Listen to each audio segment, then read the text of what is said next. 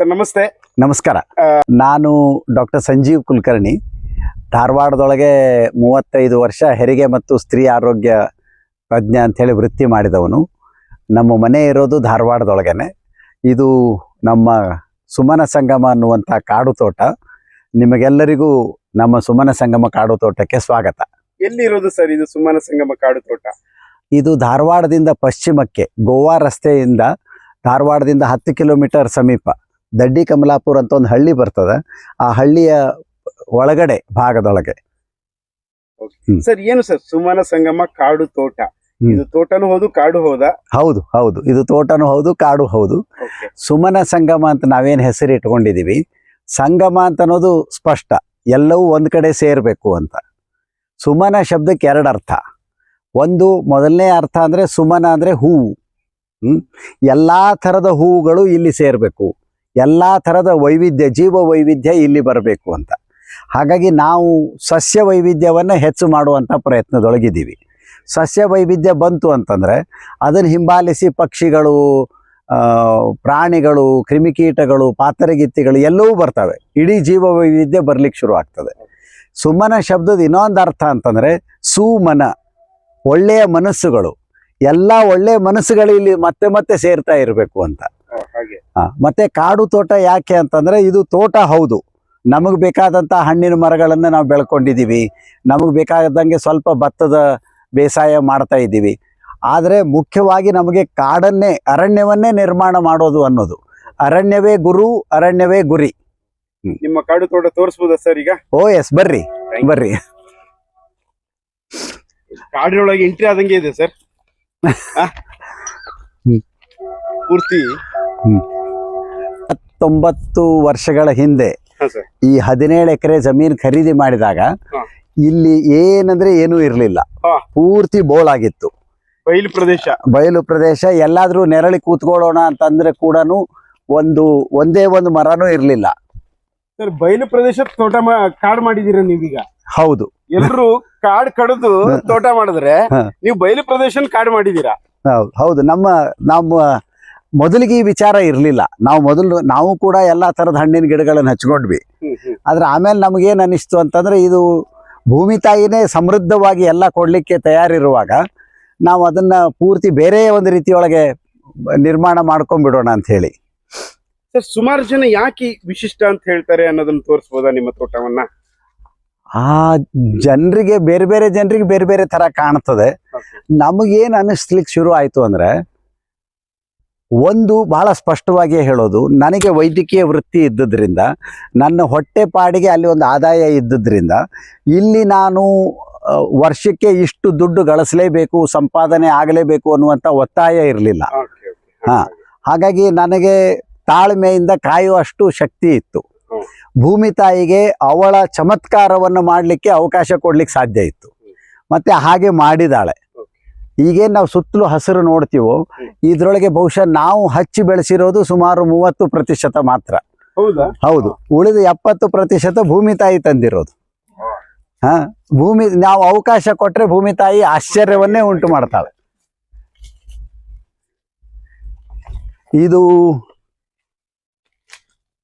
ಇದು ಬಸವನ ಪಾದ. ನಮ್ಮ ಆಕಳು, ಎತ್ತಿನ ಪಾದ ಹೇಗಿರ್ತದೋ ಆ ಥರದ್ದು. ಬಹಳ ಚಂದ ನೇರಳೆ ಬಣ್ಣದ್ದು, ಬಿಳೆ ಬಣ್ಣದ್ದು ಹೂವು ಆಗ್ತದೆ. ಹೂವು ತಿನ್ಬಹುದು. ಇದ್ರ ಚಿಗುರು ನಾವು ಮನುಷ್ಯರು ತಿನ್ಬಹುದು. ಮತ್ತು ಇದು ದನಕ್ಕೆ ಕೂಡ ಒಳ್ಳೆಯ ಮೇವು. ಇದು ಒಂದಾದ್ರೆ, ಇದು ಚಳ್ಳೆ ಹಣ್ಣು ಅಂತ ಇದೆ ಸರ್. ಚಳ್ಳೆ ಹಣ್ಣು ತಿನ್ನಿಸೋದು ಅಂತ ಒಂದು ಗಾದೆ ಮಾತಿದೆಯಲ್ಲ.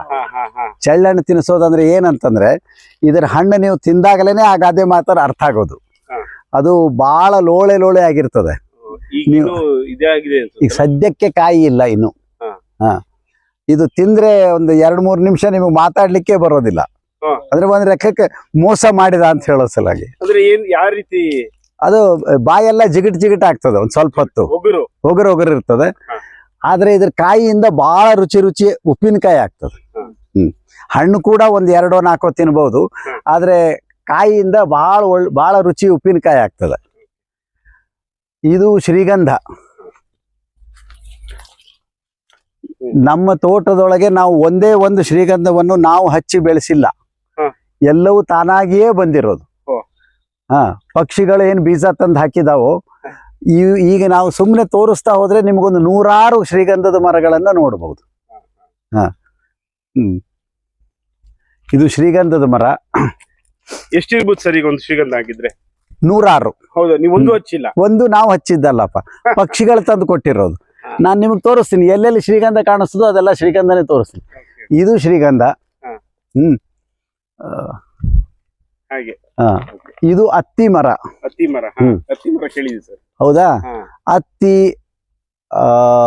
ಆಲ, ಅರಳೆ, ಅಂಜೂರ ಇವೆಲ್ಲವೂ ಫೈಕಸ್ ಜಾತಿಗೆ ಸೇರಿದ ಮರಗಳಿವು. ಅವು ನೇರವಾಗಿ ಮನುಷ್ಯರಿಗೆ ಬಹಳ ಉಪಯೋಗ ಇರ್ಲಿಕ್ಕಿಲ್ಲ, ಆದರೆ ಸುತ್ತಲಿನ ಜೀವ ಪ್ರಪಂಚಕ್ಕೆ ಬಹಳ ಅದ್ಭುತವಾದಂತ ಸೇವೆಯನ್ನು ಮಾಡುವಂತ ಮರಗಳಿವು. ಹಾಗಾಗಿ ಒಂದು ಅರಣ್ಯ ನಿರ್ಮಾಣ ಮಾಡಬೇಕು ಅಂತಿದ್ರೆ ಈ ಜಾತಿಯ ಮರಗಳಿರ್ಬೇಕು, ಫೈಕಸ್ ಜಾತಿಯ ಮರಗಳು. ಆಲ, ಅರಳೆ, ಅತ್ತಿ, ಅಂಜೂರ ಇವೆಲ್ಲ ಇದ್ರೆ 100 ಥರದ ಜೀವಿಗಳು, ಸಣ್ಣ ಸೂಕ್ಷ್ಮ ಜೀವಿಗಳಿಂದ ಹಿಡಿದು ದೊಡ್ಡ ಪ್ರಾಣಿಗಳಿಗೆ ಎಲ್ಲದಕ್ಕೂ ಆಹಾರ, ಆಶ್ರಯ, ಔಷಧ ಎಲ್ಲವನ್ನೂ ಕೊಡುವಂತ ಮರಗಳಿವು. ಇದು ಕೂಡ ತಾನೇ ಬಂದಿರೋದು, ಅದು ತಾನೇ ಬಂದಿರೋದು. ಇಲ್ಲಿ ನೀವು ನೋಡಿದ್ರೆ ಇದು ಹಲಸು. ಹೌದಾ? ಯಾವ ಹಲಸು ಸರ್ ಇದು? ಇದು ನಮ್ಮಲ್ಲಿ ಒಂದು 5-6 ಜಾತಿ ಹಲಸಿದಾವೆ. ಇದೊಂದು ಹಲಸು, ಇಲ್ಲಿ ಒಂದು ಹಲಸಿದೆ. ಹೌದಾ? ಇಲ್ಲಿ ಒಂದು ಹಲಸಿದೆ. ಹಾ, ಇಲ್ಲೊಂದು ಹಲಸಿದೆ. ಇಲ್ಲೊಂದು ಹಲಸಿದೆ. ಈಗೊಂದು 2 ವರ್ಷದ ಹಿಂದಿನ ತನಕನೂ ನಮಗೆ ಮಾವು ಬಹಳ ಪ್ರೀತಿಯ ಹಣ್ಣಾಗಿತ್ತು.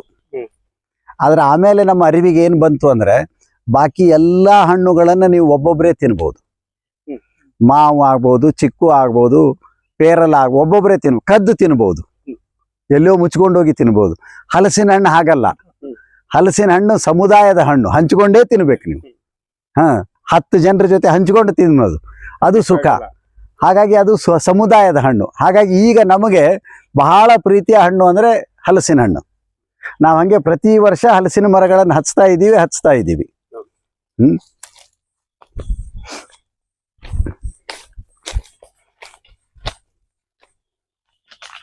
ಇದು ಇಲ್ಲಿ ಬಿದಿರದೆ, ಅಲ್ಲಿಯೇ ಹಲಸದೆ. ಹೌದು, ಒಂದು 5-6 ಥರದ ಬಿದಿರು. ನೀವು ಅಲ್ಲಿ ನೋಡಿದ್ರೆ ಬಿದಿರು. ಇದು ಮತ್ತೆ ಅತ್ತಿ ಹಣ್ಣಿನ ಮರ. ಅಣ್ಣ ಜಗದೀಶ್ ಅಣ್ಣ, ನೀವು ಅಲ್ಲಿ ಕೂತ್ಕೋರಿ, ಅವ್ರದೊಂದು ಹಾಗೆ ತೆಗೀರಿ ನೋಡೋಣ, ಅದು ಎಷ್ಟು ಚಂದ ಬರ್ತದೆ ಅಂತ. ಒಂದು ಅರಣ್ಯದೊಳಗೆ ಕೂತ್ಕೊಂಡಂಗ ಅವ್ರು.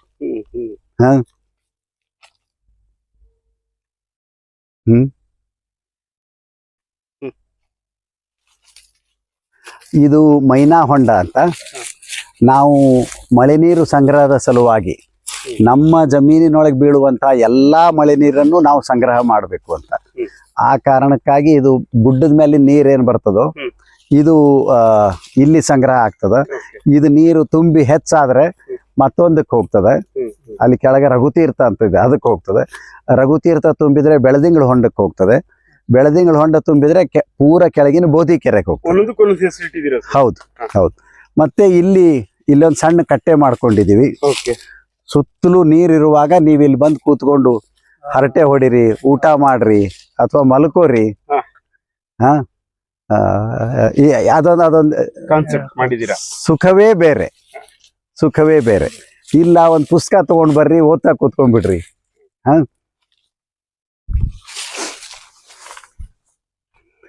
ಇಲ್ಲೊಂದು ಅಶೋಕ ಮರ ಇದೆ. ಇದು ನಾವು ಅಲ್ಲಿ ಶಾಲೆ ಒಳಗೆ ಹೂ ನೋಡಿದ್ವಲ್ಲ, ಇದಕ್ಕಿನ್ನೂ ಹೂವಾಗಿಲ್ಲ. ಇದು ಸರಾಕ ಇಂಡಿಕಾ ಅಂತ ಹೇಳಿ ಅಶೋಕ ಮರ ಅಂತ. ಊರೊಳಗೆ ಪಾರ್ಕಿನಲ್ಲಿ ಒಂದು ಅಶೋಕ ಮರ ಅಂತ ಇರ್ತದೆ. ಅದು ಅಲಂಕಾರಿಕ.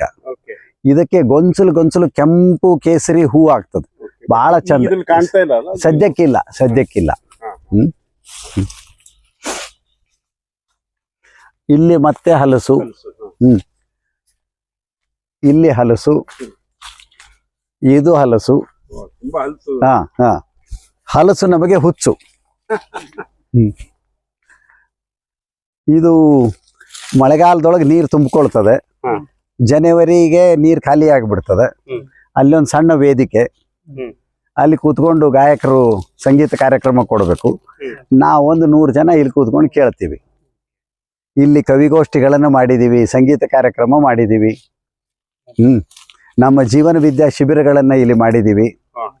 ಅಲ್ಲಿ ಆ ಹುಲ್ಲು ಹಿಂಗ್ ಕೆಳಗಡೆ ಬಿದ್ದಂಗೆ ಹುಲ್ಲಿದೆ ಅಲ್ಲ, ಹಾ, ಹಾ, ಅದು ಲಾವಂಚ ಅಂತ. ಹಾ, ಹಾ.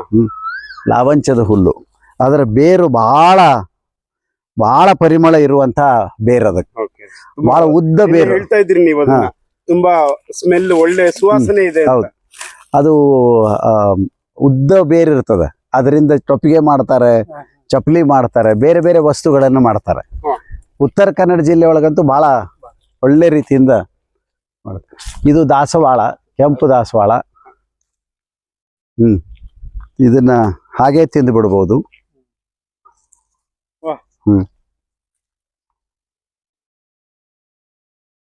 ಎಷ್ಟು ಜನ ಗೊತ್ತಿಲ್ಲ ಅನ್ಸುತ್ತಲ್ಲ ಸರ್, ದೇವರಿಗೆ ಇಡೋದು, ಮೇಲೆ ಇಡೋದು ಅಂತ ಮಾಡ್ತಾರೆ ಬಿಟ್ರೆ. ರಕ್ತವರ್ಧಕ. ಮತ್ತು ಎಲೆ ಕೂಡ ಇದನ್ನೂ ಸೇವಿಸಬಹುದು. ನೀವು ದೋಸೆ ಮಾಡಬೇಕಾದ್ರೆ ಉದ್ದಿನ ಬೇಳೆ ಬದಲಾಗಿ ಇದನ್ನ ತಗೊಳ್ಬಹುದು. ಮತ್ತೆ ಇದು ಒಳ್ಳೆ ಶಾಂಪೂ ಆಗ್ತದೆ. ಒಂದು 4 ಎಲೆ ತಗೊಂಡ್ಬಿಟ್ಟು ಹೀಗೆ ಕಿವಿಚ್ಬಿಟ್ಟು ನೀರೊಳಗಿಟ್ರೆ ಒಂದು 15 ನಿಮಿಷದೊಳಗೆ ಅದು ಒಂಥರ ಶಾಂಪೂ ರೆಡಿ ಆಗ್ಬಿಡ್ತದೆ. ಗೊತ್ತಿರಲಿಲ್ಲ ಸರ್ ಹಿಂಗೆಲ್ಲ ಇದೆ ದಾಸವಾಳದಲ್ಲಿ ಅಂತ. ಹೈಬಿಸ್ಕಸ್. ಸರಿ, ಮುಂದೆಲ್ಲ ತೋರಿಸೋಣ ಅಂತ. ಇದು ಕಾಳು ಮೆಣಸಿನ ಬಳ್ಳಿ. ಇದು ಹೋದ ವರ್ಷ ಹಚ್ಕೊಂಡಿದ್ದು. ಎಲ್ಲೆಲ್ಲಿ ನಿಮಗೆ ಕೆಂಪು ರಿಬ್ಬನ್ ಕಾಣ್ತದೋ ಅಲ್ಲಿ ಎಲ್ಲಾನು ಕಾಳು ಮೆಣಸಿನ ಬಳ್ಳಿ ಹಚ್ಕೊಂಡಿದೀವಿ ಅಂತ. ಸೈನ್. ಹಾ, ಅಂದ್ರೆ ನಮಗೆ ನೀರ್ ಹಾಕ್ಲಿಕ್ಕೆ ಅನುಕೂಲ ಆಗ್ಬೇಕಂತ. ಇಲ್ಲಾಂದ್ರೆ ಅವೆಲ್ಲೋ ಕಳ್ಕೊಂಡ್ಬಿಡ್ತಾವೆ. ರಿಬ್ಬನ್ ಕಟ್ಟಿದ್ದದ ಅಂದ್ರೆ ಅಲ್ಲಿ ಒಂದು ಕಾಳು ಮೆಣಸಿನ ಬಳ್ಳಿ ಅದ ಅಂತ.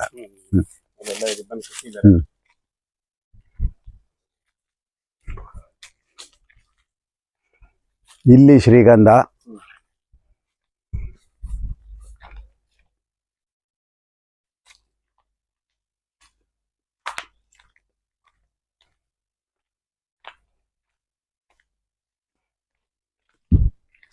ಹಾ, ನಿಮಗೆ ಅಲ್ಲಿ ಬಹಳ ವಿಶೇಷವಾದಂತ ಒಂದು ಮರ ತೋರಿಸ್ತೀನಿ.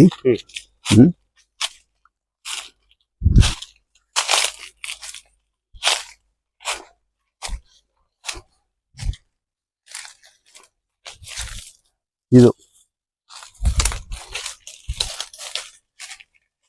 ಈಗ ಹೊಸ ಚಿಗುರು ಬರ್ಲಿಕ್ಕೆ ಹತ್ತಿದ್ದದೆ. ಇದು ಆನೆ ಹುಣಸೆ ಮರ ಅಂತ.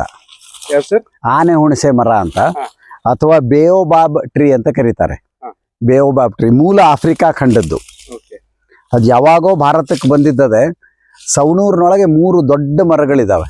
ಅಲ್ಲಿಂದ ನಾವು ಕಾಯಿ ತಂದು ಆ ಬೀಜ ಸಂಸ್ಕರಣೆ ಮಾಡಿ ಸಸಿಗಳನ್ನು ಮಾಡ್ಕೊಂಡು ಬೆಳೆಸ್ತಾ ಇದ್ದೀವಿ. ನಮ್ಮಲ್ಲಿ 2 ಮರಗಳನ್ನು ಹಾಕೊಂಡಿವಿ, ಬೇರೆ ಬೇರೆ ಕಡೆನೂ ಕೊಟ್ಟಿದ್ದೀವಿ ನಾವು.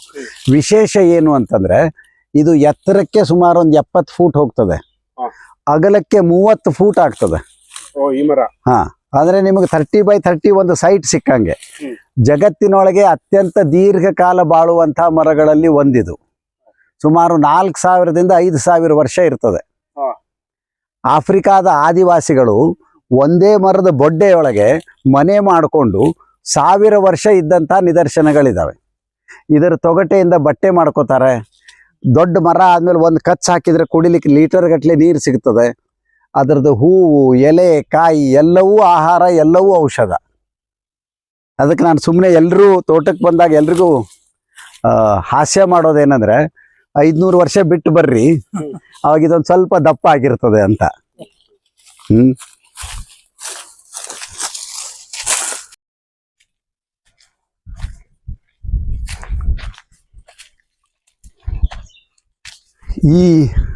ಈ ಜಾಗವನ್ನು ನಾವು ಕರೆಯೋದು ದೊಡ್ಡವರ ನೆರಳು ಅಂತ.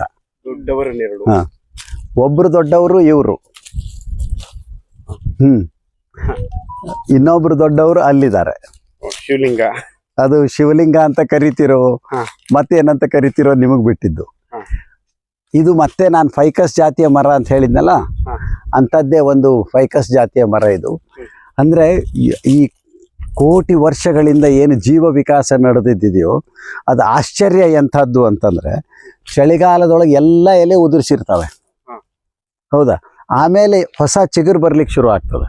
ಹೊಸ ಚಿಗುರು ಬರುವಾಗ ಕೆಳಗಿನ ಎಲೆಗಳು ಮೊದಲು ದೊಡ್ಡವಾಗ್ತವೆ, ಆಮೇಲೆ ಮೇಲಿನ ಎಲೆಗಳು ದೊಡ್ಡವಾಗ್ಲಿಕ್ಕೆ ಶುರು ಆಗ್ತವೆ. ಹೌದಲ್ಲ, ಮೇಲ್ ಸಣ್ಣ ಇದೆ. ಯಾಕೆ ಅಂದ್ರೆ ಮೇಲಿಂದೇ ಮೊದಲು ದೊಡ್ಡದಾಗಿದ್ರೆ ಇದಕ್ಕೆ ಬಿಸಿಲು ಸಿಗೋದಿಲ್ಲ.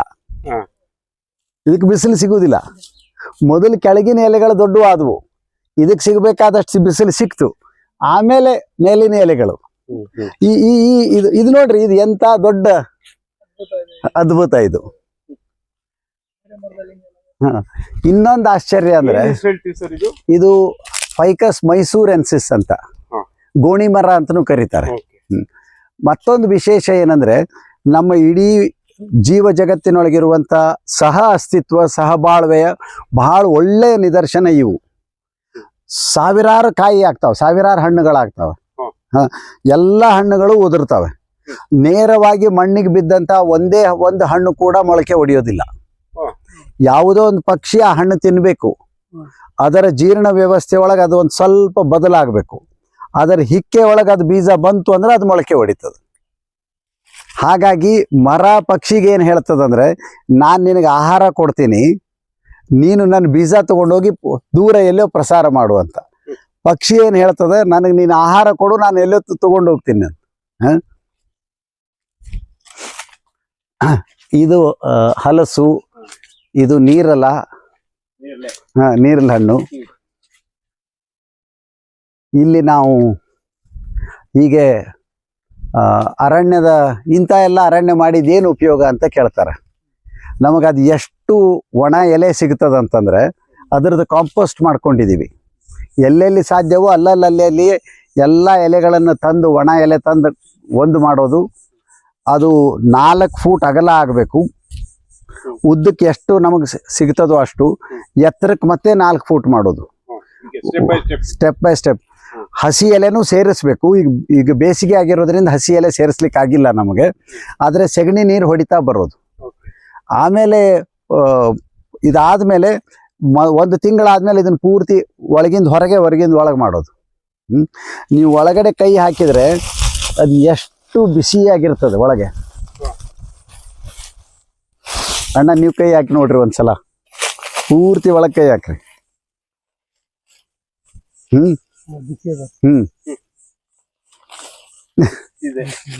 ಅದು ಬಿಸಿಯನ್ನುಂಟು ಮಾಡುವಂತ ಸೂಕ್ಷ್ಮ ಜೀವಿಗಳು ಎಲ್ಲವನ್ನೂ ತಿಂದು ಅರಗಿಸಿ 3 ತಿಂಗಳ ಅವಧಿಯೊಳಗೆ ಒಂದು ಒಳ್ಳೆ ಚಹಾ ಪುಡಿ ಹಾಗೆ ಕಾಣಿಸುವಂತಹ ಗೊಬ್ಬರ ತಯಾರು ಮಾಡಿ ಕೊಟ್ಬಿಡ್ತಾವ. ಎಲ್ಲ ಕಳೆ ಬೀಜಗಳು ಸುಟ್ಟು ಹೋಗ್ಬಿಡ್ತಾವ. ನಮಗೆ ಎಷ್ಟು ದೊಡ್ಡ ಅನುಕೂಲ ಅಂತಂದ್ರೆ,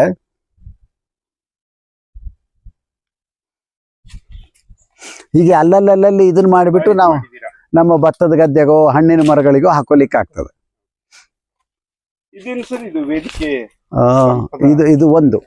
ಇದು ನೀರ್ಲಹಣ್ಣಿನ ಮರ, ಇದು ಬಾಟಲ್ ಬ್ರಷ್ ಅಂತ ಹೇಳಿ. ಇದಕ್ಕೆ ಹೂ ಆಗ್ತದೆ, ಕೆಂಪು ಹೂವು. ಈ ಸಣ್ಣ ಮಕ್ಕಳ ಹಾಲಿನ ಬಾಟ್ಲಿ ಸ್ವಚ್ಛ ಮಾಡುವಂತದ್ದೊಂದು ಬ್ರಷ್ ಇರ್ತದಲ್ಲ, ಅದೇ ತರದ ಹೂ ಇರ್ತದೆ. ಆ ಹೂವನ್ನು ನಾವು ಸೇವಿಸಬಹುದು, ಈ ಎಲೆ ಚಿಗುರನ್ನು ಸೇವಿಸಬಹುದು ಕಷಾಯ ಮಾಡಿ, ಅದನ್ನು ತಗೋಲಿಕ್ಕೆ ಬರ್ತದೆ. ಇದು ಆಮಟೆಕಾಯಿ. ಈಗ ಇನ್ನು ಹೊಸ ಚಿಗುರು ಬರ್ತದೆ, ಆಮಟೆಕಾಯಿ ಆಗ್ತದೆ. ಆಮಟೆಕಾಯಿ ಹುಳಿ ಬಹಳ ರುಚಿ, ಉಪ್ಪಿನಕಾಯಿ ಇನ್ನೂ ಹೆಚ್ಚು ರುಚಿ. ಇದು ಹುಳಿ ಆಮಟೆಕಾಯಿ. ನಮ್ದು ಕೆಳಗಡೆ ಅಲ್ಲಿ ಸಿಹಿ ಆಮಟೆನೂ ಅದ. ಇದು ಸಂಪದಾ ವೇದಿಕೆ ಅಂತ, ನಮ್ಮ ಅಕ್ಕನ ನೆನಪಿಗೆ. ನಮ್ಮ ಅಕ್ಕ ಏನಿದ್ಲು, ಅವಳು ನಮಗೆ 2ನೇ ತಾಯಿ ಇದ್ದಂಗಿದ್ಲು. ನಿಮ್ಮ ಸ್ವಂತ? ಹೌದು. ಈಗ ಇಲ್ಲ ಅವಳು. ಅವಳ ನೆನಪಿಗೆ ನಾವು ಇದೊಂದು ವೇದಿಕೆ ಮಾಡ್ಕೊಂಡಿದೀವಿ. ಇಲ್ಲಿ ನಮ್ಮ ಹರಟೆ, ನಾಟಕ, ಹಾಡಿನ ಕಾರ್ಯಕ್ರಮಗಳು ಎಲ್ಲ ನಡೀತವೆ.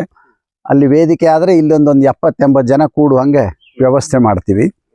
ಇಲ್ಲ ಯಾವತ್ತೋ ಒಂದು ದಿವಸ ರಾತ್ರಿ ಅಲ್ಲೆಲ್ಲ ನಾವು ದೀಪ ಹಚ್ಚಿಬಿಟ್ಟು, ಇಲ್ಲೆಲ್ಲ ದೀಪಗಳನ್ನು ಇಟ್ಕೊಂಡ್ಬಿಟ್ಟು ಒಂದು ಸ್ವಪ್ನ ಲೋಕವನ್ನೇ ತಯಾರು ಮಾಡ್ಕೊಂಡ್ಬಿಡ್ತೀವಿ. ಸಂಪದಾ ವೇದಿಕೆ ಅಂತ ಹೇಳಿ.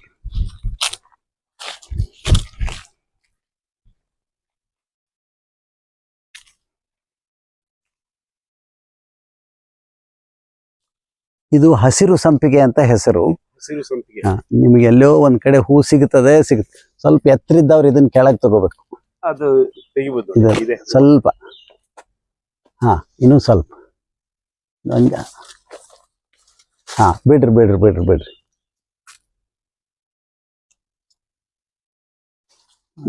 ಇದ್ರ ವಿನ್ಯಾಸ ನೋಡ್ರಿ ಇದ್ರದ್ದು. ಇದು ಹಸಿರು ಸಂಪಿಗೆ ಅಂತ ಹೇಳಿ. ಇದ್ರದ್ದು ಪರಿಮಳ ಒಂದ್ಸಲ ನೀವು ಇದ್ರದ್ದು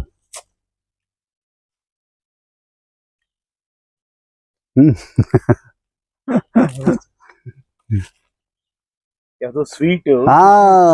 ಕರೆಕ್ಟ್, ಸ್ವೀಟ್ ಹಣ್ಣಿನ ತರ. ಏನ್ ಹೇಳ್ತೀವಿ ಸರ್ ಅದು? ಇದು ಹಸಿರು ಸಂಪಿಗೆ ಅಂತ. ವೈಜ್ಞಾನಿಕ ಹೆಸರು ಎಲಾಂಗ್ ಎಲಾಂಗ್ ಅಂತ. ಬಟ್ ಹಳದಿ ಇದಿದೆ. ಹೆಸರು ಹಳದಿ. ಹಸಿರು ಹಳದಿ. ಇದು ಎಷ್ಟು ತೀವ್ರವಾಗಿರ್ತದೆ ಕೆಲವೊಂದ್ಸಲ ಪರಿಮಳ ಅಂದ್ರೆ, ಕೆಲವೊಬ್ಬರಿಗೆ ಹಿಂಗ್ ಹಾದ್ ಹೋದ್ರೆ ತಲೆನೋವು ಬರ್ತದೆ.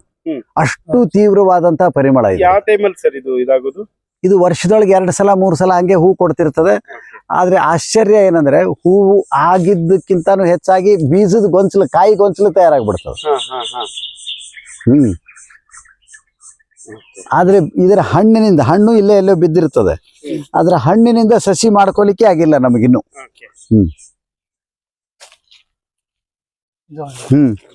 ಅದು ಸಸಿ ಮಾಡ್ಕೊಲಿಕ್ಕೆ ಆಗಿಲ್ಲ. ಇದು ಕೋಕಂ. ಕೋಕಂ ಹಣ್ಣಿನ ಮರ. ಇದು ಏನ್ ಮಣ್ಣಿನ ಮನೆ ಸರ್? ಇದು ಮಣ್ಣಿನ ಮನೆ. ನಾವಲ್ಲಿ ಫೋಟೋದೊಳಗೆ ನೋಡಿದ್ವಲ್ಲ, ಮೊದಲು ಕಟ್ಟಿಕೊಂಡಿದ್ ಮನೆ ಇದು. ಮಣ್ಣಿಂದೇ ಗೋಡೆಗಳು. ಇಚಿಗೋ ಇಚಿಯೇ ಅಂತ. ಇಚಿಯೇ ಮನೆ. ಅಂದ್ರೆ ಈಗ ಇಲ್ಲಿ ಇರುವಂತಹದ್ದು. ತೀರಾ ಸರಳವಾದಂತಹ ಮನೆ. ನಿಮ್ಗೆಲ್ರಿಗೂ ಪರಿಚಯ ಇರಬೇಕು ಒಬ್ಬರ ಹೆಸರು, ಜಹಾಂಗೀರ್ ಅಂತ. ಅನೇಕ ಟಿವಿ ಧಾರಾವಾಹಿಗಳಲ್ಲಿ, ಸಿನಿಮಾಗಳಲ್ಲಿ ನಟ ಅಂತ ಪ್ರಸಿದ್ಧ ಆಗಿರುವವರು. ಬಹಳ ಒಳ್ಳೆಯ ಸ್ನೇಹಿತರು. ಅವ್ರು ಬಂದು ತಮ್ಮ ಬಿಡುವಿನ ಸಮಯದೊಳಗೆ ನಮಗೆ ಇಷ್ಟೆಲ್ಲ ಚಂದ ಚಿತ್ರ ತೆಗೆದುಕೊಟ್ಟಿರೋದು.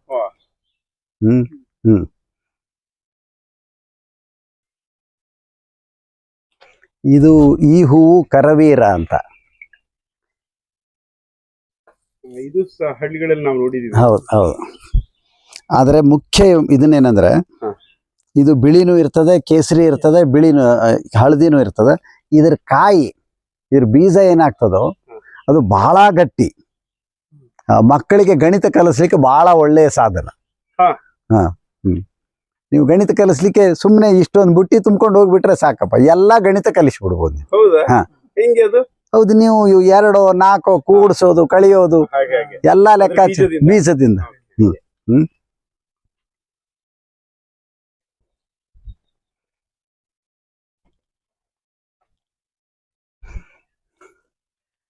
ಇದು 2 ಬೇವಿನ ಮರಗಳು, ಇಲ್ಲೊಂದು ಅಲ್ಲೊಂದು.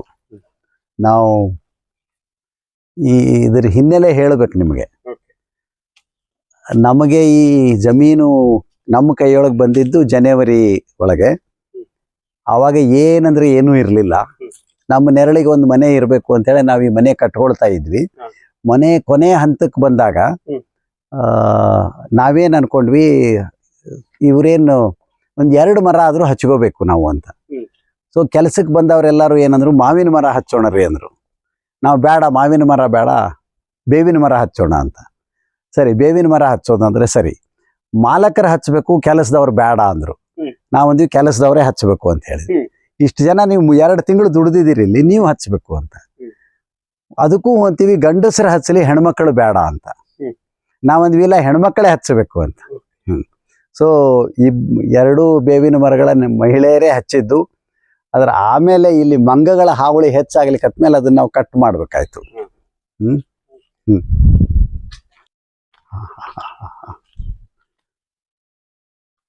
ಇದು ಬಾರ್ಬಡೋಸ್ ಚೆರ್ರಿ ಅಂತ ಹಣ್ಣು, ಈಗ ಹೂ ಬಿಟ್ಟಿದ್ದದೆ. ಬಾರ್ಬಡೋಸ್ ಚೆರ್ರಿ ಅಂತ, ಅಥವಾ ವೆಸ್ಟ್ ಇಂಡಿಯನ್ ಚೆರ್ರಿ ಅಂತ. ಕೆಂಪು ಹಣ್ಣಾಗ್ತದೆ, ಸಣ್ಣದು, ಹುಳಿ ಸಿಹಿ ಇರ್ತದೆ. ಬಹಳ ವಿಟಮಿನ್ ಸಿ ಬಹಳ ಹೆಚ್ಚು ಇರುವಂಥ ಹಣ್ಣು ಇದು. ಇದು ಬಾರ್ಬಡೋಸ್ ಚೆರಿ ಅಂತ ಹಸಿ ಇರುವಾಗ ಉಪ್ಪಿನಕಾಯಿ ಮಾಡ್ಕೊಂಡ್ಬಿಡ್ಲಿಕ್ಕೆ ಬರ್ತದೆ. ಹಣ್ಣಾದರೆ ಪಾನಕ ಮಾಡ್ಕೋಬೋದು, ಜಾಮ್ ಮಾಡ್ಬೋದು. ಇದು ಇವೆಲ್ಲ ಕಾಫಿ. ಈಗ ಇಲ್ಲಿ ಹೂ ಇಲ್ಲ, ಕೆಳಗೆ ಯಾವುದಕ್ಕೂ ಹೂ ಆಗ್ಲಿಕ್ಕೆ ಹತ್ತಿದ್ದದೆ. ಮನೆಗೆ ಬೇಕಾಗುವಷ್ಟು ಕಾಫಿ ಬರ್ತದೆ. ಇದು ತೀರಾ ಇತ್ತೀಚೆಗೆ ಮಾಡ್ಕೊಂಡಂತ ಒಂದು ವ್ಯವಸ್ಥೆ. ಇಲ್ಲಿ ಮೇಲಿನ ಮೇಲೆ ಶಿಬಿರಗಳಾಗ್ತಾ ಇರೋದ್ರಿಂದ ಜನರಿಗೆ ಮಲ್ಕೋಲಿಕ್ಕೆ ಇದನ್ನ ಮಾಡ್ಲಿಕ್ಕೆ ತೀರಾ ಸರಳವಾದಂತ ವ್ಯವಸ್ಥೆ.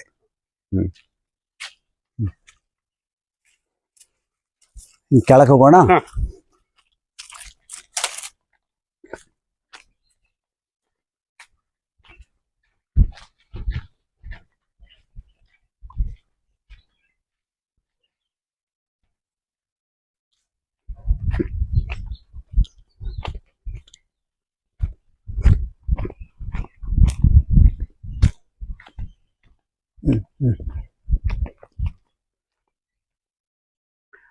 ಈ ಮಾವಿನ ಮರ ಮತ್ತು ಆ ಕಡೆ ಒಂದು ಮಾವಿನ ಮರ ಕಾಣ್ತದಲ್ಲ, ಹಿಂಗೆ 5 ಮಾವಿನ ಮರಗಳನ್ನ ಮತ್ತು 5 ತೆಂಗಿನ ಮರಗಳನ್ನ, ದೊಡ್ಡ ಮರಗಳನ್ನೇ ನಾವು ತಗೊಂಡು ಬಂದು ಹಾಕೊಂಡ್ವಿ. ಇಲ್ಲಿ ಧಾರವಾಡದೊಳಗೆ ಆ ಆವರಣದೊಳಗೆ ಇದ್ದಂಥ ಮರಗಳನ್ನೆಲ್ಲ ತೆಗೆದ್ಬಿಟ್ಟು ಅವ್ರು ಅಪಾರ್ಟ್ಮೆಂಟ್ ಕಟ್ಟುವವರಿದ್ರು.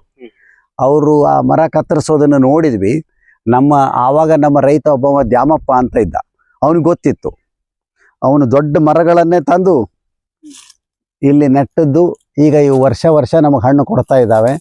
ಇದಕ್ಕೆ ಸ್ವಲ್ಪ ಕಡಿಮೆ ಈ ವರ್ಷ, ಅದಕ್ಕೆ ಸಾಕಷ್ಟು ಹಣ್ಣದ. ಹೀಗೆ 5 ಮಾವಿನ ಮರಗಳನ್ನ, 5 ತೆಂಗಿನ ಮರಗಳನ್ನ, 20 ಫೂಟ್ ಎತ್ತರದ ತೆಂಗಿನ ಮರಗಳನ್ನು, ಅವುಗಳನ್ನು ಹಾಗೆ ಎತ್ಕೊಂಡು ತಂದು ಯಾಕಂದ್ರೆ ಇಲ್ಲಿ ಅವಾಗ ಏನೂ ಹಸಿರು ಇರಲಿಲ್ಲ, ನಮಗೆ ಸ್ವಲ್ಪ ಹಸಿರು ಬೇಕಾಗಿತ್ತು ಕಣ್ಣಿಗೆ.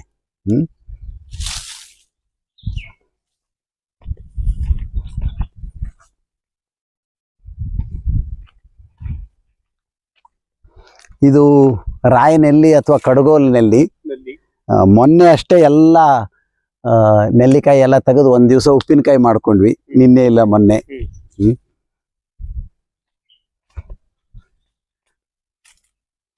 ಇದು ನಾಗಕೇಸರ ಅಂತ ಹೂವು. ಈಗ ಇನ್ನು ಪೂರ್ತಿ ಅರಳಿಲ್ಲ, ಇದು ತುಂಬಿತ್ತು ಹಾಗೆ ಅಲ್ಲೆಲ್ಲ ಇದೆ.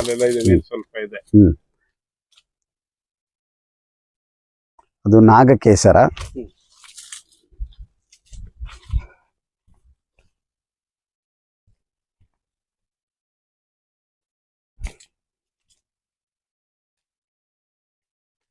ಈ ಹಲಸು ಮೊದಲನೇ ಸಲ ಫಲ ಕೊಡ್ತಾ ಇರೋದು. ಅವು ಎಷ್ಟು ದೊಡ್ಡ ಆಗ್ತಾವೋ, ಕೊನೆಗೆ ಅವು ಹಣ್ಣು ಆಗ್ತಾವಿಲ್ಲೋ ಗೊತ್ತಿಲ್ಲ, ಆದ್ರೆ ಇದು ಕೊಡ್ಲಿಕ್ಕೆ ಶುರು ಮಾಡ್ತಪ್ಪ. ಇನ್ನು ಮುಂದಿನ 100 ವರ್ಷ ಹಣ್ಣು ಕೊಡ್ತದೆ ಇದು. ಒಂದು 100 ವರ್ಷ ಯಾರು ತಿಂತಾರೋ ಅದು ಮುಂದಿನ ಮಾತದು. ಸಾಧಾರಣವಾಗಿ 6-7 ವರ್ಷಕ್ಕೆ ಶುರು ಆಗ್ತದೆ. ಆಮೇಲೆ ವರ್ಷ ವರ್ಷ ಕೊಡ್ತಾವ.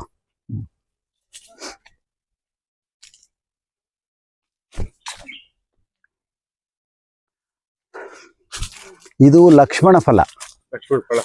ಈ ಮರಕ್ಕೆ ಎಲ್ಲಿ ಅಲ್ಲೊಂದಿದೆ, ಅಲ್ಲೊಂದಿದೆ ಕಾಯಿ. ಸೀತಾಫಲ, ರಾಮಫಲ, ಲಕ್ಷ್ಮಣ ಫಲ, ಹನುಮಾನ ಫಲ ಇವೆಲ್ಲವೂ ಮೂಲ ದಕ್ಷಿಣ ಅಮೆರಿಕಾದಿಂದ ಬಂದಿದ್ದು. ಇಲ್ಲಿ ನಾವು ನಮಗ್ ಬೇಕಾದಂತ ಹೆಸರು ಇಟ್ಕೊಂಡಿದೀವಿ. ಈ ಲಕ್ಷ್ಮಣ ಫಲ ಸ್ವಲ್ಪ ಹುಳಿ ಇರ್ತದೆ ಹಣ್ಣು. ಸೀತಾಫಲ, ರಾಮಫಲ, ಹನುಮಾನ ಫಲ ಹೆಚ್ಚು ಸಿಹಿ.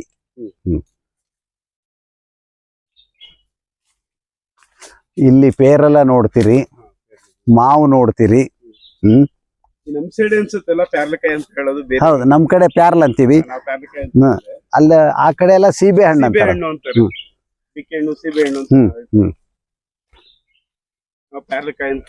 ಹೌದು ಹೌದು.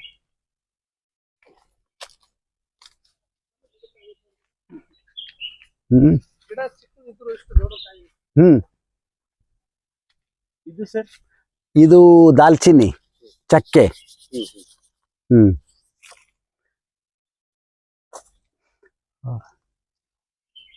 ಈಗಾಗಲೇ ಬೀಜ ಆಗ್ಲಿಕ್ಕೆ ಶುರು ಆಯ್ತು. ನೋಡ್ಬೇಕು ಈ ವರ್ಷ ಇದರಿಂದನೇ ಹೆಚ್ಚು ಮಾಡ್ಕೋಬಹುದು ಅಂತ. ಸ್ವಲ್ಪ ನೋಡ್ಕೊಂಡು ಬರ್ರಿ. ತೆಗ್ಗುದಿನ್ನೆ ಬಾಳೆ ಅಲ್ಲಲ್ಲಿ. ಅದು ಇನ್ ವೆರೈಟೀಸ್ ಆಫ್ ಬಾಳೆ ಇದೆ ಅನ್ಸುತ್ತೆ. ಹೌದು, 4-5 ಥರದ ಬಾಳೆ ಇರೋದು. ಇದು ನಾವು ಗೊಬ್ಬರ ಗಿಡ ಅಂತಾನೆ ಕರೆಯೋದು, ಗ್ಲಿರಿಸಿಡಿಯಾ ಅಂತ. ಈ ಗದ್ದೆಯ ಬದಿ ಭಾಗದಲ್ಲಿ ಹಾಕ್ತಾ ಇದ್ರು ಅದು. ಬದೆ ಭಾಗದೊಳಗೂ ಹಾಕ್ತಾರೆ, ಬೇಲಿ. ಬೇಲಿಗೆ ಹಾಕೋದು. ಇಲ್ಲ ಅಂದ್ರೆ ಬಹಳ ಉಪಯುಕ್ತವಾದಂತ ಸಸ್ಯ ಅಂದ್ರೆ ಇದು. ಸುಮ್ಮನೆ ಕಟ್ ಮಾಡೋದದ, ಬೇರೆ ಯಾವುದೋ ಗಿಡಕ್ಕೆ ಕೊಡೋದಿದೆ. ಬಹಳ ಉಪಯುಕ್ತವಾದಂತ ಸಸ್ಯ ಇದಿದೆ ಅಲ್ಲ, ಇದೇನು ಕಾಣ್ತದೆ ನಿಮ್ಗೆ, ಇದಕ್ಕೆ ಲೈಕೆನ್ ಅಂತಾರೆ. ಅಂದ್ರೆ ವೈಟ್ ಬಂದಿರೋದು. ಹಾ ಹಾ ಇದು ವೈರಸ್ ಮತ್ತು ಫಂಗಸ್ ಸಂಯುಕ್ತ ಇದನ್ನಿದು. ಅಂದ್ರೆ ಎಲ್ಲಿ ಗಾಳಿ ಸಂಪೂರ್ಣವಾಗಿ ಶುದ್ಧವಾಗಿರ್ತದೋ ಅಲ್ಲಿ ಮಾತ್ರ ಇದು ಬರ್ತದೆ. ಸ್ವಲ್ಪ ಮಾಲಿನ್ಯ ಉಂಟಾದ್ರೂ ಕೂಡ ಇದು ಮಾಯ ಆಗಿ ಹೋಗ್ಬಿಡ್ತದೆ. ಲೈಕೆನ್ ಅಂತ ಹೇಳಿ. ಅಂದ್ರೆ ಗಾಳಿ ಇಲ್ಲಿ ಶುದ್ಧವಾಗಿರುವುದರ ಸಂಕೇತ ಅದು.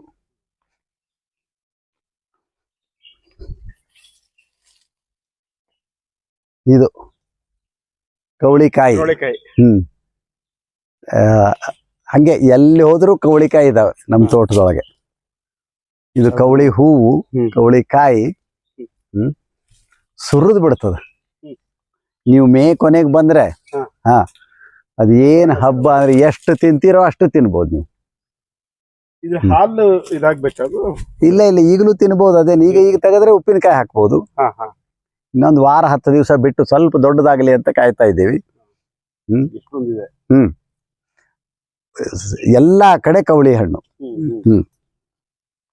ಮತ್ತೆ ನೀವು ಒಳಗ ಕೈ ಹಾಕಿ ಮುಳ್ಳು ಚುಚ್ಚಿಸ್ಕೊಂಡು ತಿನ್ನೋದೇ ಸುಖ. ಸುಮ್ಮನೆ ಎಲ್ಲ ರೆಡಿ ಕೊಟ್ಬಿಟ್ರೆ ಸುಖ ಅಲ್ಲ ಅದು. ನೀವು ಮುಳ್ಳು ಚುಚ್ಚಿಸ್ಕೋಬೇಕು ಅದ್ರದ್ದು.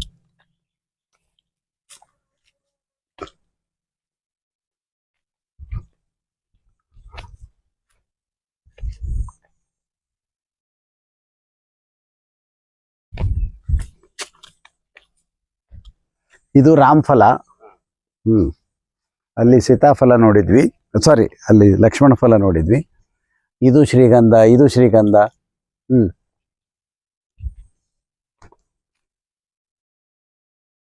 ಈ ಶ್ರೀಗಂಧಕ್ಕೆ ನಿಮಗೆ ಕಳ್ಳರ್ ಕಾಕರದೇನ್ ಇದಾಗಿಲ್ವಾ ಸರ್?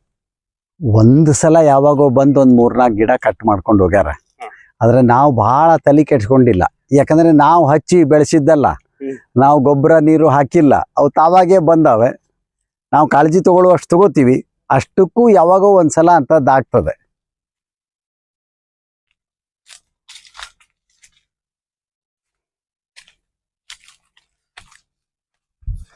ಇದು ಕರಂಬೋಲ ಅಂತ, ಸ್ಟಾರ್ ಫ್ರೂಟ್ ಅಂತ ಹೇಳಿ. ಅಲ್ಲಿದೆ ಹಣ್ಣು, ಅಲ್ಲಿದೆ ತೋರಿಸ್ಬಿಡ್ತೀನಿ.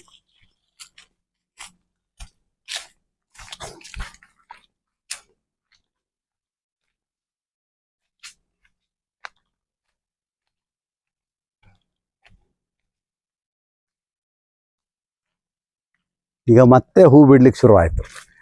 ಭೂಮಿ ತಾಯಿ ಅಂದ್ರೆ ಸಮೃದ್ಧಿ. ಎಷ್ಟು ಕೊಡ್ತಾ ಇರ್ತಾಳೆ ಅಂದ್ರೆ ದಣಿವೇ ಇಲ್ಲ. ಒಂದು ಸೀಸನ್ ಮುಗೀತಪ್ಪ ಅಂತಂದ್ರೆ ಮತ್ತೆ ಶುರು. ಈಗ ಇಲ್ಲೆಲ್ಲೋ ಹುಡುಕಿದ್ರೆ ನಿಮ್ಗೊಂದು 4-6 ಹಣ್ಣು ಬಿದ್ದದ್ದು ಸಿಗ್ತದೆ.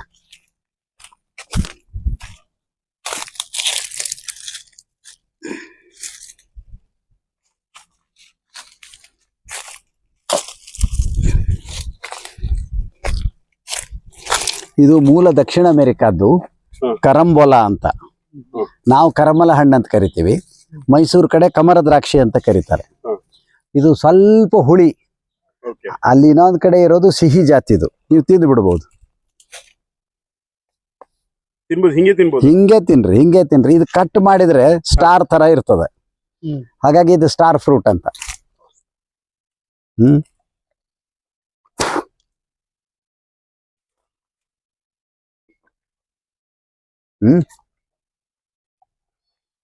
ಅಕ್ಷರಶಃ ಸುರಿತದೆ. ನಮ್ ಕೆಳಗ್ ಬಿದ್ದದನ್ನ ಆರಿಸ್ಕೊಲಿಕ್ಕೆ ಆಗೋದಿಲ್ಲ. ಇದು ಯಾವಾಗ ಸರ್ ಇದು? ವರ್ಷಕ್ಕೆ 3 ಸಲ ಕೊಡ್ತದೆ.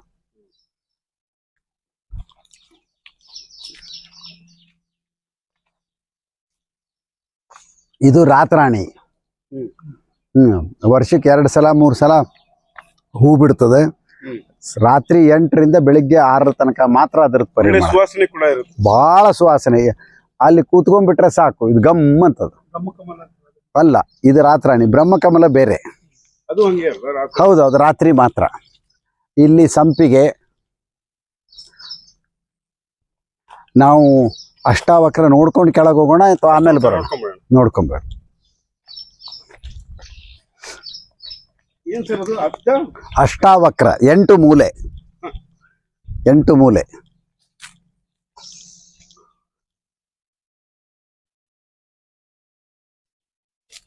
ಇದು ರೇಷ್ಮೆ ಹಣ್ಣು. ರೇಷ್ಮೆ ಹಣ್ಣು. ಹಾ, ರೇಷ್ಮೆ ಬೆಳೆ ಒಳಗೆ ಏನು ಉಪಯೋಗ ಮಾಡ್ತಾರೋ ಹಾ. ಮಲ್ಬೆರಿ ಅಂತ, ಆ ಜಾತಿ ಇದೆ. ದೊಡ್ಡ ಹಣ್ಣು ಆಗ್ತದೆ. ಹಾ. ಹಾ, ನಾವು ಕೋರಿ ಹಣ್ಣು ಅಂತ ಕರಿತೀವಿ. ಕೋರಿ ಹಣ್ಣು. ಹಾ. ಕಪ್ಪಾಗ್ತದೆ. ಸಿಹಿ ಅಂದ್ರೆ ಸಿಹಿ.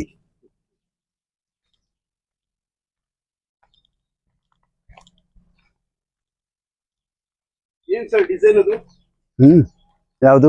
ಅಷ್ಟವಕ್ರದ ಡಿಸೈನ್. ಅಷ್ಟಾವಕ್ರ ಅಂತಂದ್ರೆ ನೀವು ಒಳಗ್ ಬಂದ್ರೆ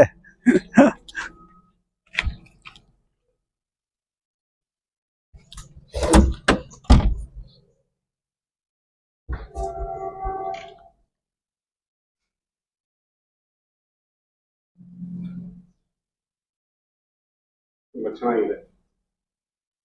ಇದು ಅಷ್ಟಾವಕ್ರ ಅಂತೇಳಿ 8 ಮೂಲೆ ಇರೋದ್ರಿಂದ ನಾವು ಇದಕ್ಕೆ ಅಷ್ಟಾವಕ್ರ ಅಂತ ಕರಿತೀವಿ. ನಮ್ಮ ಆಸ್ಪತ್ರೆಯ IV fluid bottle, saline bottle, ಏನ್ ಸರ್? ನಮ್ಮ ಆಸ್ಪತ್ರೆಯ ಸಲೈನ್ ಬಾಟ್ಲಿ ಏನು ಬರ್ತಿದ್ವಲ್ಲ ಆವಾಗ, ಈಗೆಲ್ಲ ಪ್ಲಾಸ್ಟಿಕ್ ಆಗ್ಯದ. ಹಾ, ಹಾ.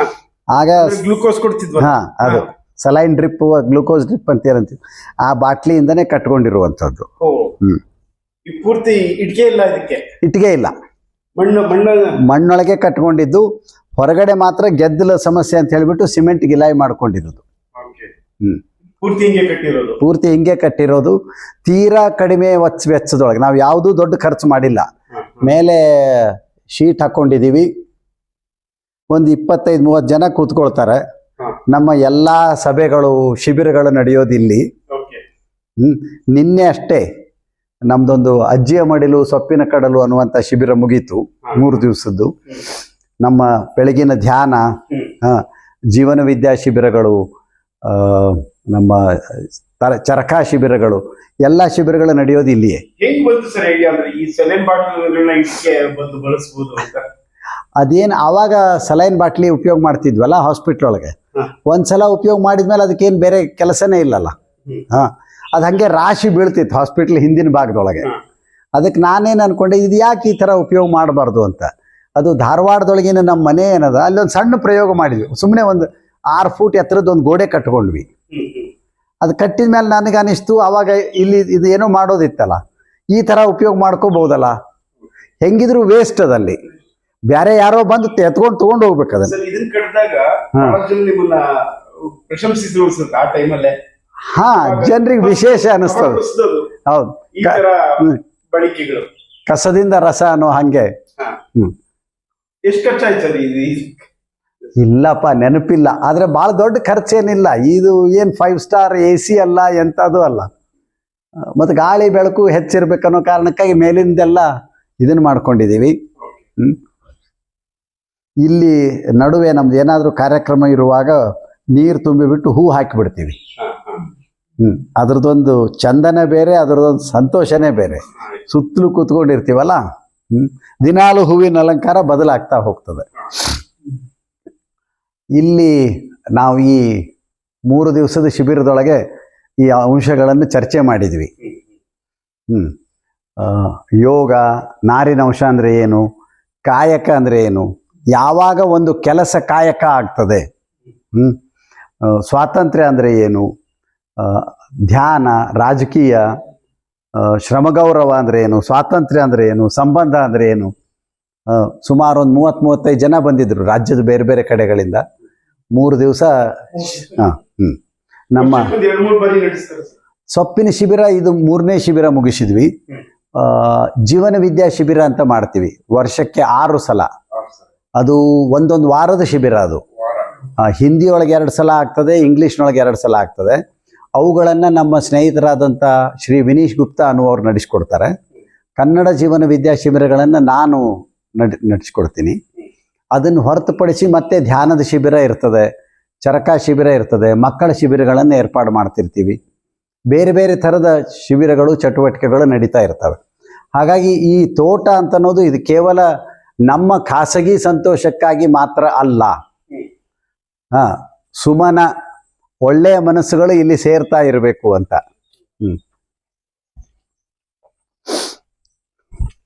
ಅದು ಝೆನ್ ಕಲ್ಲು ತೋಟ ಅಂತ ಇಲ್ಲಿ ಮುಂದ್ಗಡೆ ಇರೋದು. ಇದು ಧ್ಯಾನದ್ದೇ ಇನ್ನೊಂದು ವಿಧಾನ, ಝೆನ್ ಕಲ್ಲು ತೋಟ ಅಂತ. ನಮಗೆ ನಮ್ಮ ಎಲ್ಲಾ ಪ್ರಯತ್ನಗಳಿಗೆ ಧ್ಯಾನ ಬಹಳ ಮುಖ್ಯ. ಅಲ್ಲಿ ನಾವು ಕೂತು ಧ್ಯಾನ ಮಾಡ್ತೀವಿ, ಸಿಟ್ಟಿಂಗ್ ಮೆಡಿಟೇಷನ್. ಇನ್ನೊಂದು ವಾಕಿಂಗ್ ಮೆಡಿಟೇಷನ್ ಅಂತ ಇರ್ತದೆ, ನಡಿಗೆ ಧ್ಯಾನ ಅಂತ ಇರ್ತದೆ. ಇದು ಕಾಯಕ ಧ್ಯಾನ ಅಂತ. ಅಂದರೆ ನೀವು ಒಂದು ಅರ್ಧ ತಾಸು 45 ನಿಮಿಷನೋ ಒಳಗಡೆ ಹೋಗಿ ಅದೆಲ್ಲ ಬಿದ್ದಂತಹ ಎಲೆಗಳನ್ನೆಲ್ಲ ತೆಗೆದು ಸ್ವಚ್ಛ ಮಾಡಿ, ಆಮೇಲೆ ಈ ಕುಂಟಿ ತಗೊಂಡ್ಬಿಟ್ಟು ನಿಮಗೇ ಸರಿ ಅನಿಸುವಂಥ ಒಂದು ಏನೋ ವಿನ್ಯಾಸ ಮಾಡೋದು. ಅದು ಇದೇ ಥರ ಇರಬೇಕು ಅಂತಿಲ್ಲ, ಅದಕ್ಕೆ ಒಂದೇ ಅರ್ಥ ಅಂತಿಲ್ಲ. ಈ 5 ಕಲ್ಲುಗಳಿಗೆ ನೀವೇನು ಅರ್ಥ ಹಚ್ತೀರೋ ಆ ಅರ್ಥ ಹಚ್ಬೋದು. ಯಾರೋ ಒಬ್ಬರು ಇವುಗಳನ್ನು 5 ಇಂದ್ರಿಯ ಅಂತ ಹೇಳ್ಬೋದು, ಮತ್ತಾರೋ 5 ನಾವೇನು ಭೌತ ಇದನ್ನಂತ ಹೇಳ್ತೀವಲ್ಲ, ಗಾಳಿ, ನೀರು, ಬೆಳಕು, ಮತ್ತೊಂದು ಅಂತ ಪಂಚಭೂತಗಳು ಅಂತ ಅದನ್ನು ಹೇಳ್ಬೋದು. ಮತ್ತೊಬ್ರು ಯಾರಿಗೂ 5 ಮಕ್ಕಳ ಥರ ಕಾಣಿಸ್ಬೋದು. ಇದು ಈ ಸಂಕೇತ ಅನ್ನೋಕ್ಕಿಂತನೂ ನೀವು ಒಳಗಡೆ ಹೋಗಿ ಅರ್ಧ ತಾಸು ಸಂಪೂರ್ಣ ಮನಮಗ್ನತೆಯಿಂದ ಕೆಲಸ ಮಾಡೋದು, ಮನಸ್ಸಿಗೆ ತರಬೇತಿ ಕೊಡೋದು. ಯಾವುದೇ ಕೆಲಸವನ್ನು ಮಾಡಿದರೂ ಶ್ರದ್ಧೆಯಿಂದ ಮನಮಗ್ನತೆಯಿಂದ ಮಾಡಬೇಕು. ಅದನ್ನು ಕಲೀಲಿಕ್ಕೆ ಇದೊಂದು ಅವಕಾಶ, ಆ ಮನಮಗ್ನತೆಯನ್ನು ಕಲಿಯೋ ಸಲ. ಆಮೇಲೆ ಇಲ್ಲಿ ಕಲಿತದ್ದನ್ನೇ ನೀವು ಮುಂದೆ ಅಡಿಗೆ ಮಾಡೋದ್ರೊಳಗೂ ಉಪಯೋಗ ಮಾಡ್ತೀರಿ, ಆಪರೇಷನ್ ಮಾಡೋದ್ರೊಳಗೂ. ಸಂಪೂರ್ಣವಾಗಿ ಆ ಕಾಯಕದೊಳಗೆ ನನ್ನ ಮನಸ್ಸು ತೊಡಗಿರಬೇಕು, ಸ್ವಲ್ಪವೂ ವಿಚಲಿತ ಆಗಬಾರ್ದು ಅಂತ.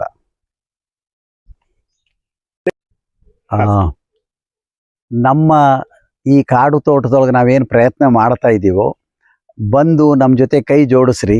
ಇದನ್ನ ಇನ್ನೂ ಹೆಚ್ಚು ಹೇಗೆ ಚಂದ ಮಾಡ್ಬೋದು, ನಮ್ಮ ಪ್ರಯತ್ನಗಳನ್ನು ಇನ್ನೂ ಹೆಚ್ಚು ಸರಿ ಹೆಂಗೆ ಮಾಡ್ಬೋದು, ನಮಗೆ ನಿಮ್ಮ ಸಲಹೆಗಳು, ಸೂಚನೆಗಳು ಬಹಳ ಬಹಳ ಅವಶ್ಯ. ದಯಮಾಡಿ ನಮಗೆ ಮಾರ್ಗದರ್ಶನ ಮಾಡಿರಿ. ನೀವು ಭಾಗ 1 ನೋಡಿದಿರಿ, ದಯಮಾಡಿ ಭಾಗ 2 ನೋಡ್ರಿ ಅಂತ ವಿನಂತಿ ಮಾಡ್ಕೊಳ್ತೀನಿ. Thank you.